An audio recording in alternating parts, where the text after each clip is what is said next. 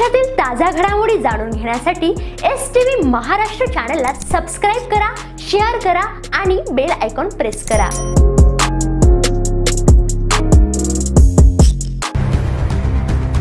नवीन उड्डाणपुलामुळे म्हसानाका जलमय। राष्ट्रीय महामार्ग 61 चे रुंदीकरण आणि ब्रिजचे काम मुरबाड शहरात सुरू असून याच कामामुळे शहरातील म्हसानाका येथे मोठ्या प्रमाणात पावसाच्या पाण्याचे तळे साचले आहे। शहरातील म्हसानाका जवळील विद्यानगर परिसराच्या नागरिकांना दरवर्षी पूरजन्य परिस्थितीला सामोरं जावं लागतं।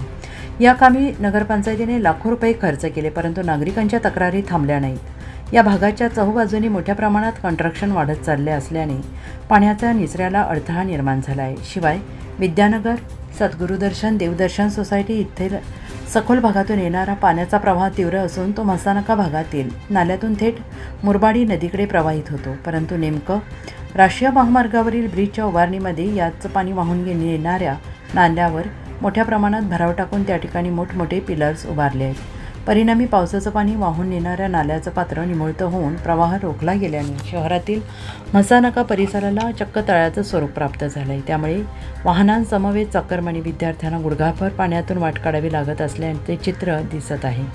नाक्यावरील व्यवसाय संकटात। याच नाक्यावर हॉस्पिटल, स्वीट मार्ट, छोटे हॉटेल, फास्ट फूडसारखे व्यवसाय तसेच फळ विक्रेते, मच्छी विक्रेते, पानटपरी, वडापाव असे छोटे पथविक्रेते यांची दुकाने आहेत। मात्र या जलमय परिस्थितीचा नाहक फटका येथील व्यावसायिकांना सोसावा लागतो आहे।